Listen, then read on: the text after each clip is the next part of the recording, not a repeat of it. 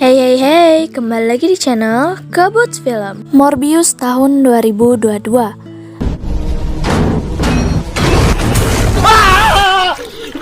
Film ini merupakan garapan Columbia Pictures yang didistribusikan oleh Sony Pictures. Morbius merupakan karakter vampir pertama di Marvel. Morbius sendiri diperankan oleh Jared Leto yang pernah berperan sebagai Joker. Menarik. Film ini menceritakan eksperimen gila Morbius untuk menyembuhkan penyakit darah yang ia derita. Namun, pada suatu ketika Morbius melakukan kesalahan yang berujung pada tewasnya banyak orang. Penasaran bagaimana alur ceritanya? Karena itu seperti biasa langsung simak videonya.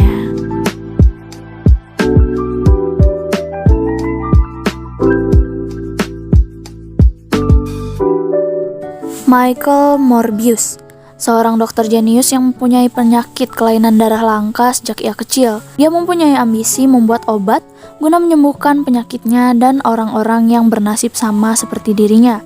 Karena itulah, suatu hari ia rela datang ke daerah pelosok di Costa Rica, menyayat telapak tangannya. Are you sure about that? Dan menangkap beberapa kelelawar untuk bahan eksperimennya. Mengapa kelelawar? Pertanyaan ini akan terjawab seiring dengan berjalannya alur cerita. Setelah itu kita dibawa mundur 25 tahun sebelumnya di Yunani saat Morbius berusia 10 tahun. Morbius yang waktu itu dirawat di rumah sakit bertemu dengan bestie barunya bernama Lucian. Namun entah kenapa Morbius ini lebih suka mengganti nama orang menjadi Milo. Jadi dia panggil Lucian dengan Milo. Nah, tentu Milo juga merupakan penderita penyakit darah langka seperti Morbius. Saat mereka tengah beradu nasib, alat pemompa darah Milo tidak berfungsi dengan sebaiknya yang membuat Milo pingsan seketika. Michael, anak kecil yang cerdas dan suka menabung, lalu memperbaiki alat pompa darah milik Milo dengan pegas yang ada di dalam pulpen sebagai pengganti baterai. Milo pun selamat. Dr. Nicholas yang mendengar kecerdasan Morbius lalu mengurus agar Morbius mendapat beasiswa untuk menempuh pendidikan dokter dan ilmuwan di New York. Kenapa begitu? Nah, diketahui di sini kalau alat pompa darah itu hanya bisa diperbaiki oleh orang-orang yang ahli. Singkatnya, Morbius pergi menempuh pendidikan, sedangkan Milo dirawat oleh Dr. Nicholas. Nah, mulai dari hari perpisahan mereka ini, Morbius telah berjanji kepada Milo bahwa dia akan membawakan obat untuk mereka berdua. Skin berganti di masa sekarang.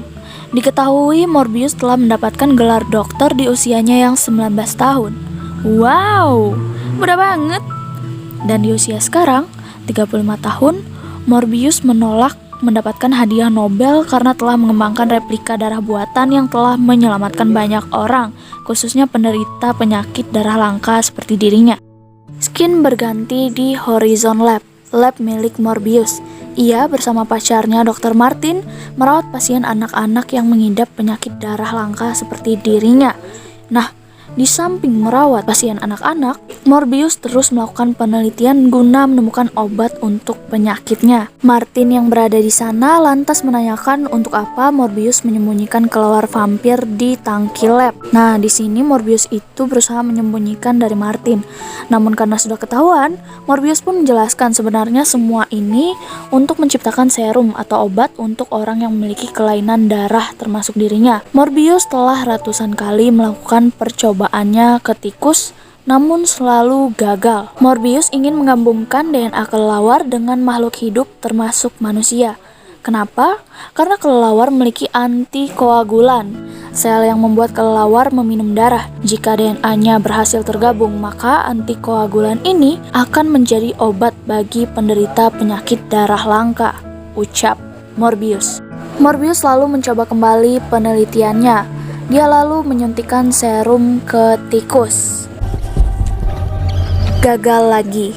Tentu hal ini membuat Morbius dan Martin putus asa. Namun, tak disangka setelah ditinggal beberapa lama, tikus itu hidup kembali yang artinya serum buatan Morbius akhirnya berhasil. Melihat keberhasilannya ini, Morbius langsung bertemu dengan Milo untuk memberitahukan hal tersebut.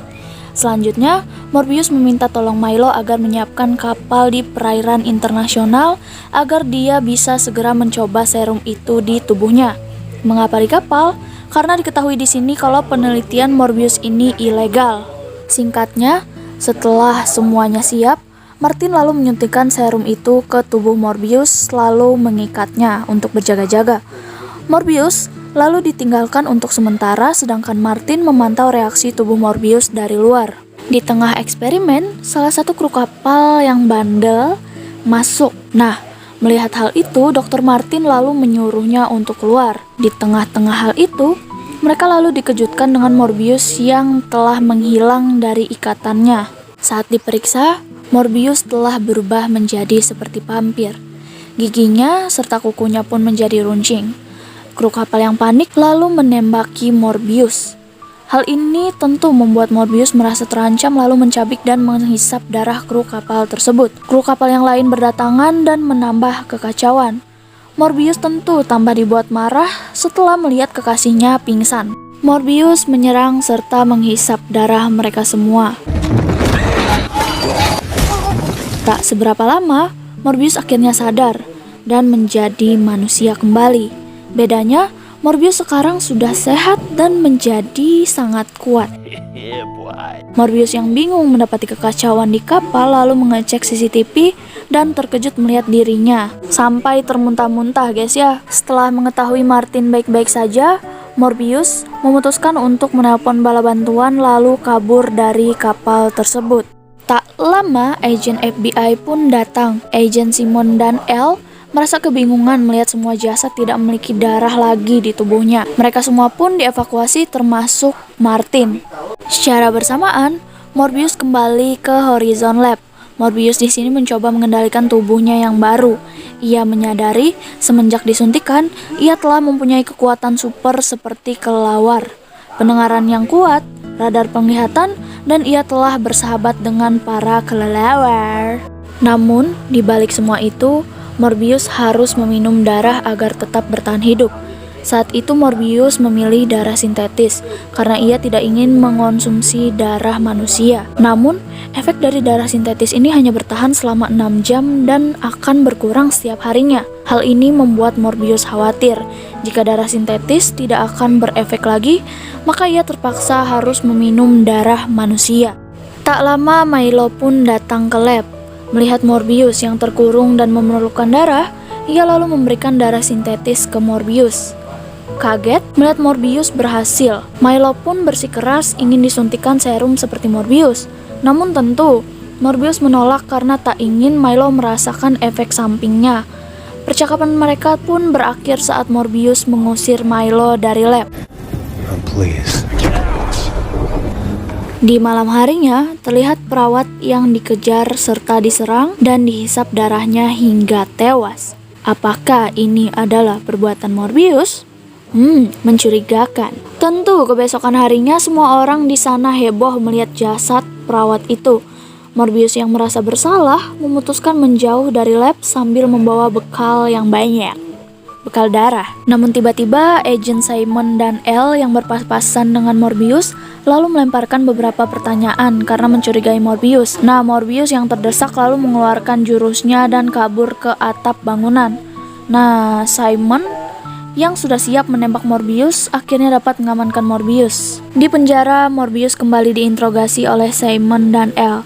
Tentu Morbius di sini memilih tidak menjawab secara rinci pertanyaan mereka. Tak lama Milo datang dengan berpura-pura menjadi pengacara dari Morbius dan memberikan sekantung darah.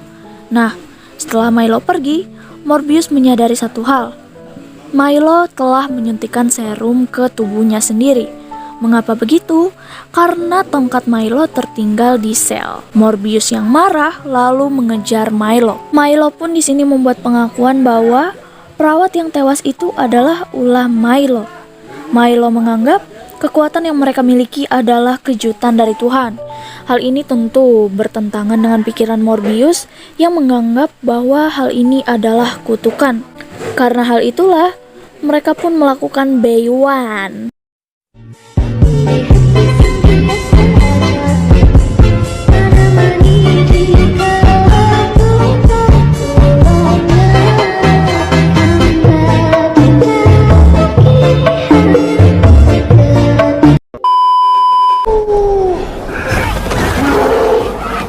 Polisi yang ditugaskan untuk mengamankan mereka pun dibunuh oleh Milo. Morbius yang mulai biasa mengendalikan kekuatannya lalu beranjak pergi dan terbang, meninggalkan Milo. Agent Simon dan Elle yang berada di TKP langsung mengira Morbius adalah pelakunya. Kebesokan harinya, Morbius bertemu dengan Martin secara diam-diam.